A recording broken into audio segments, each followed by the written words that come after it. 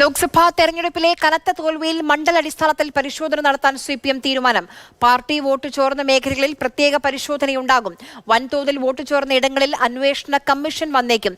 തിരുത്തൽ നടപടിക്ക് മാർഗരേഖയും ഉണ്ടാക്കും. AK സ്റ്റെഫിൻ വിവരങ്ങളുമായി ചേരുന്നു. സ്റ്റെഫിൻ, കർശനമായ പരിശോധനയ്ക്ക് പാർട്ടി ഒടുവിൽ നീങ്ങുകയാണ്. നമുക്കറിയാം, ചില മന്ത്രിമാരുടെ മണ്ഡലങ്ങളിൽ പോലും BJP വലിയ രീതിയിൽ വോട്ട് വീതം വർദ്ധിപ്പിച്ചത് വലിയ ചർച്ചയായിരുന്നു. അതൊക്കെ പരിശോധിക്കുമോ? ആര്യ, തിരഞ്ഞെടുപ്പ് തിരിച്ചടി ചർച്ച ചെയ്യാൻ 5 ദിവസം നീണ്ടു നിൽക്കുന്ന നേതൃയോഗത്തിനാണ് ഇന്ന് തുടക്കമായത്. ഇന്നും നാളെയും CPM സംസ്ഥാന സെക്രട്ടേറിയറ്റും അതിനുശേഷം CPM സംസ്ഥാന സമിതിയുമാണ് ചേരുന്നത്.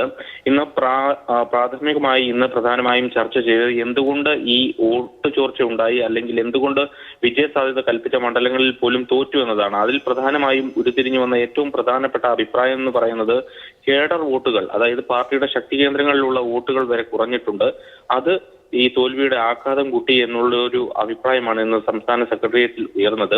ഇതിനെ സംബന്ധിച്ച് പ്രത്യേക പരിശോധനകൾ ഉണ്ടാകും എന്നുള്ള കാര്യം മനസ്സിലാക്കാൻ കഴിയുന്നുണ്ട്. പ്രത്യേകിച്ചും ഈ അന്വേഷണ കമ്മീഷനെ വെച്ചുകൊണ്ട് തന്നെ മണ്ഡലാടിസ്ഥാനത്തിൽ, ബൂത്ത് അടിസ്ഥാനത്തിൽ എവിടെയൊക്കെയാണ് വോട്ട് കുറഞ്ഞത് എന്നതടക്കമുള്ള കാര്യങ്ങളിലേക്കാണ് ഇനി പാർട്ടി നീങ്ങുന്നത്.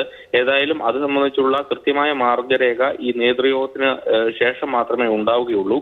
നാളെയും സെക്രട്ടേറിയറ്റ് നടക്കാനുണ്ട്, അതിനുശേഷം സംസ്ഥാന കമ്മിറ്റി നടക്കാനുണ്ട്. ഏതായാലും വരും ദിവസങ്ങളിലും ഇതുമായി ബന്ധപ്പെട്ടുള്ള ചർച്ചകൾ ഉണ്ടാകും.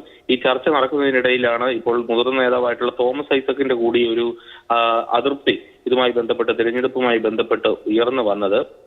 12 സീറ്റിലധികം ലഭിക്കുമെന്നായിരുന്നു CPM-ന്റെ ഒരു അവകാശവാദം. എന്നാൽ ഒരു സീറ്റിലേക്ക് മാത്രമായി LDF ചുരുങ്ങുന്ന ഒരു കാഴ്ചയാണ് ഈ തെരഞ്ഞെടുപ്പിൽ കണ്ടത്. അപ്പോൾ 2019 ആവർത്തിച്ചതാണ്, അല്ലെങ്കിൽ വോട്ടിന്റെ ശതമാനം കുറഞ്ഞു, അങ്ങനെ ഒരു ന്യായീകരണമൊക്കെ മുഖ്യമന്ത്രി നിരത്തുമ്പോഴും ക്ഷേമ പെൻഷൻ നൽകാത്തതും സർക്കാരിനെതിരെയുള്ള ഭരണവിരുദ്ധ വികാരവും ഒക്കെ ഈ തെരഞ്ഞെടുപ്പിൽ തിരിച്ചടിയായിട്ടുണ്ടെന്നാണ് മുതിർന്ന നേതാക്കളുടെ ഒരു വിലയിരുത്തൽ. അതെല്ലാം വരുന്ന ദിവസങ്ങളിൽ എന്തായാലും ചർച്ചയ്ക്ക് ഉണ്ടാകുമെന്നുള്ളതാണ് മനസ്സിലാക്കാൻ കഴിയുന്നത്.